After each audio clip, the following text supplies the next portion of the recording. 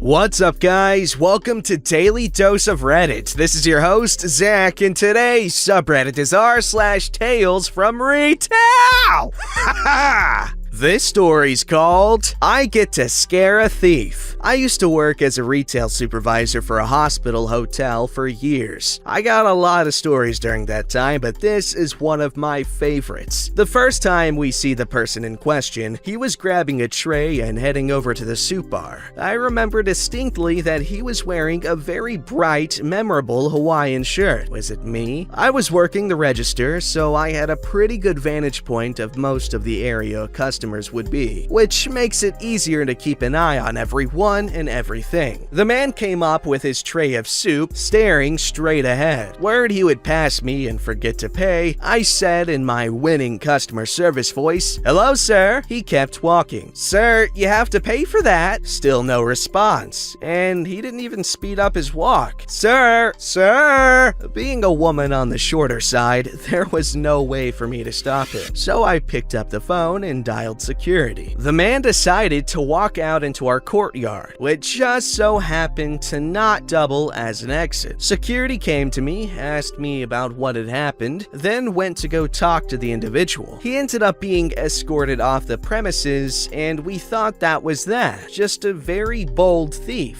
But no, it couldn't stop there. It was a slow day, so hours later, I was chatting with a coworker, me behind my counter, my coworker on the other side. Out of the corner of my eye, I noticed a very familiar Hawaiian shirt. The thief had returned. Now, for me personally, I like to give people the benefit of the doubt, so I didn't say anything at first, but I did keep half an eye on him while I chatted with my work friend. On the complete other side of the room from where I was, trust me, huge room, I saw the man pick up a bag of chips and stuff them in his shirt. I was pretty ticked off, so before I could think, hesitate, or finish the sentence I was on in my conversation, big sister voice came out, and I yelled in a voice that is often used to frighten people bigger than me, "Sir, put those chips back right now!" My coworker was frozen in place with surprise and confusion, and the man's eyes were huge. There was silence for a few moments as I did my best to keep up the stern expression I had. He walked over to me, and it was suddenly very obvious how much smaller I was. Without saying a word, he took the chips out of his shirt, laid them down on the counter in front of me, and trudged away. For years after that, it was my coworker's favorite story of me, and one I tend to chuckle at now. Badass. That must have felt pretty cool to make some dude way huger than you freak out and put the chips back. I wish there was video of that. This story's called Angry Coupon Lady. Coupon, whatever. This happened back in 2008, in November. My department store was well into the holiday season, with lines of 20 to 30 people at any given time. All 4 registers in our pod were staffed and going full steam as we helped people who often had massive piles of clothes to purchase. It was barely controlled chaos. To add to this, we had timed coupons that started at 4 p.m., no exception.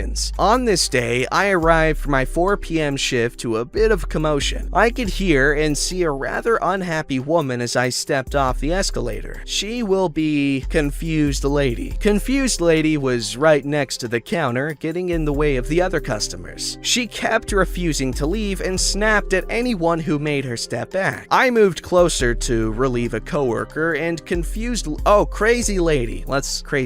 And Crazy Lady turned her glare on me. One look at my store lanyard, and she started going off, yelling how I was stupid, this store was stupid, I was a crook, etc. Once I began my shift, I found out why she was so angry. Remember those timed coupons? She'd been there since 2, demanding to use them. Yep, that's right. She had spent over 2 hours at this point ranting about how she wanted to use those coupons right then. No amount of explanation could get it through her thick skull that our system and our company policy would not make any exceptions to that start time. I wondered why she wasn't kicked out long before now, but instead, here we are, finally ringing her up at about 4:40 p.m. The girl who got stuck with her had only started about 2 weeks before and didn't know how to handle the coupons. So I, who had only started in September, had to turn around and help her. Yeah, none of us in this pod were very experienced. Crazy lady sniped at us the entire time, and she was personally insulting us at the same time. It was anger-inducing, but we were professional as we rung up a massive pile of items over several transactions. She spent about $300 after coupons, but given everything else, was her purchase really worth it? I say yes, because you know what? Now you're stronger from it, plus you have a cool story, lots of karma, and you're in a YouTube video. At least one. I don't know who else did the story. I'm sure someone in the comments will let me know.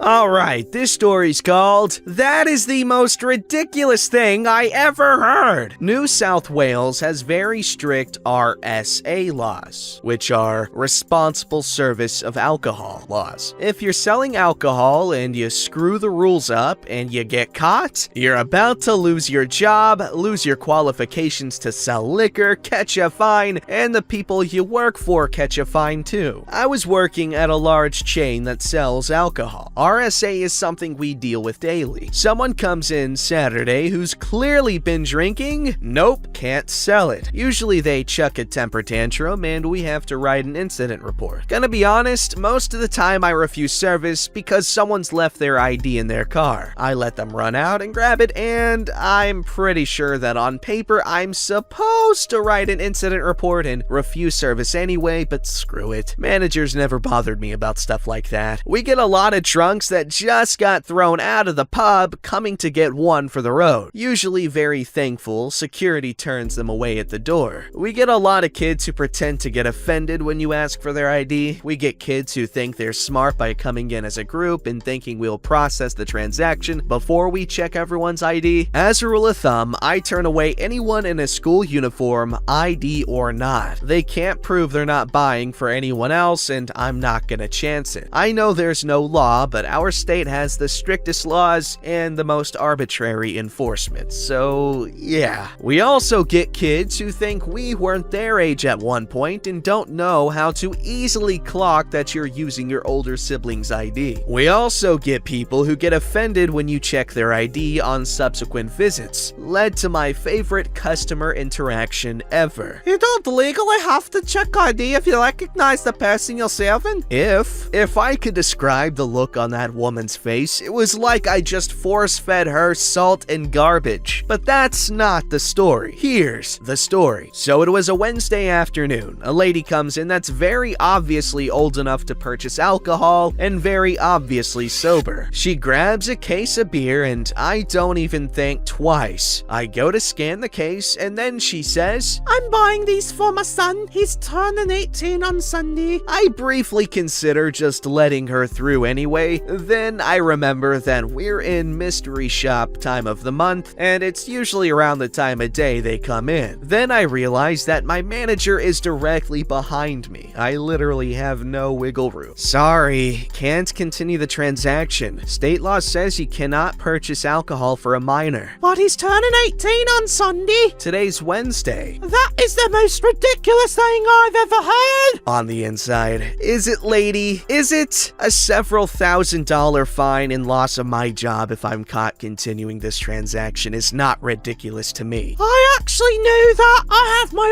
RSA too. Again, internally. Getting it's easy, but you clearly haven't made your money back off it, or you know we can't do this. Me, externally, stunned silence. "Can I at least get this wine?" Refusal of service means refusal of service. I can't sell you anything, and I'm gonna ask you to leave now. I thought that was the end of it until a customer complaint came in. Because my manager recognized her, she threw the complaint out. Moral of the story, look, nobody cares if you give your kid alcohol when they hit drinking age. Just don't freaking tell us that's what you're doing if your kid isn't 18 while you're making the purchase. Honestly, most people don't care if you give your kid alcohol. In fact, it's legal in most places.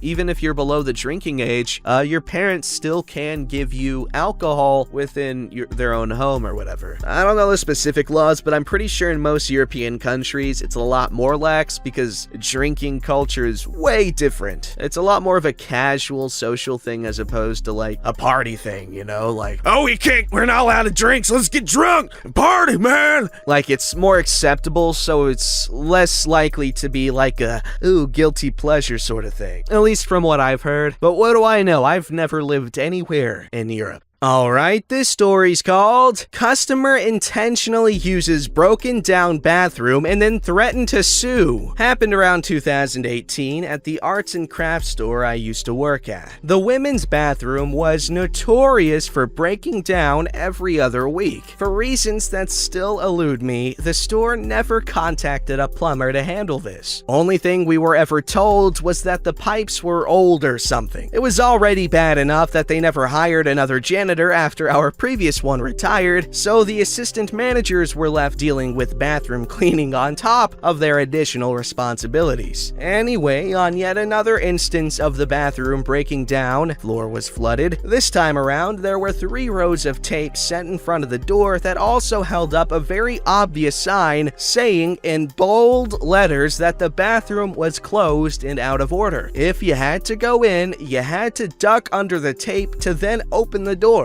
The men's bathroom was available, and we just had to knock ahead of time. A sign was placed on the door to briefly explain why. It was around 10 a.m. that day, and the store was borderline empty. And with all of us doing our separate tasks, we didn't notice a customer even going into the bathroom. What we do notice a short time later is her complaining to a fellow coworker over how unsanitary the bathroom was and how she was going to sue. One of our assistant managers told her it was closed and taped off for a reason. Customer bluntly said that it didn't matter. Assistant manager wished her luck in finding a lawyer that would take her case. Customer never came back. That's why signs are so important, because then if someone is stupid enough to get injured even with a sign there, well, like at that point, it's just This story's called, Going, Gone! Tales from a Fireworks Tent. Background! I own and operate my own retail stores. They're actually seasonal fireworks tents, but not like any tent you've seen before. They're a massive fireworks heaven, where the party and the insanity climax on the 4th of July and New Year's Eve. Story! In case you didn't see it on the news, the US demand for fireworks leading up to the 4th of July was up by more than 200%. I'm guessing it was a combination of people wanting to blow off steam and cities canceling fireworks shows. As you can imagine, the entire sales period was a madhouse, with lots of stores running out of fireworks early. I was actually way overstocked, or at least I thought I was. In the beginning of 2020, the firework factories in China were unexpectedly shut down for months due to the Brovid outbreak, causing a national shortage of fireworks in the US. Luckily for me, I'd actually accepted a late shipment of fireworks near the end of 2019 that someone else had refused. Sometimes dumb luck beats careful planning.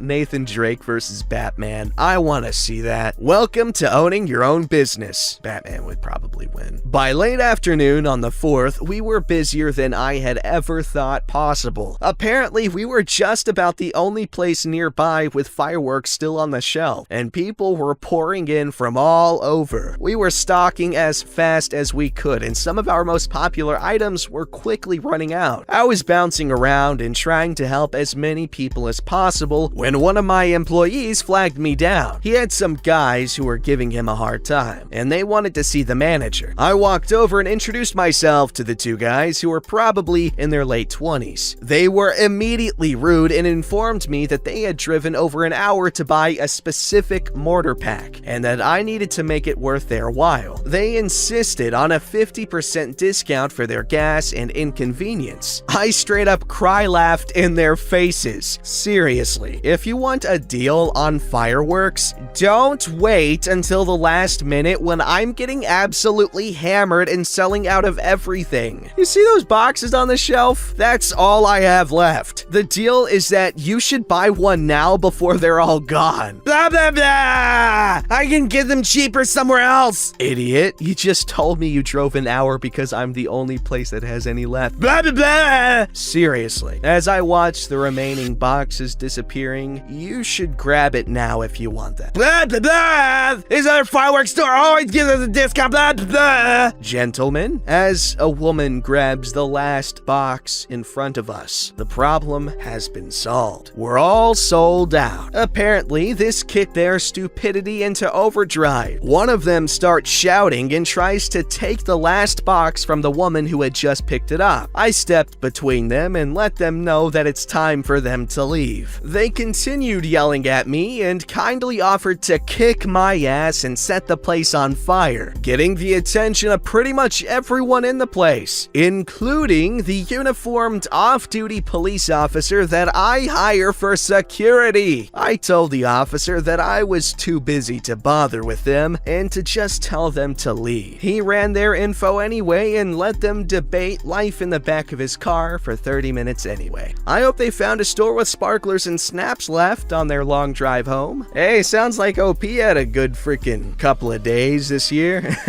with all those firework sales, but I hope everyone was being responsible and no one caught a certain potentially deadly pathogen. If you guys know what I'm referring to, I'm just gonna give them the benefit of the doubt and enjoy the story. Like above the title of the story where they have all the awards and stuff, it says light fuse and run like hell. Lighting a fireworks tent on fire would be something I want to see. I'm pretty sure that's been on video before. So many fireworks. Don't forget to like, subscribe, and hit that bell to never miss an episode.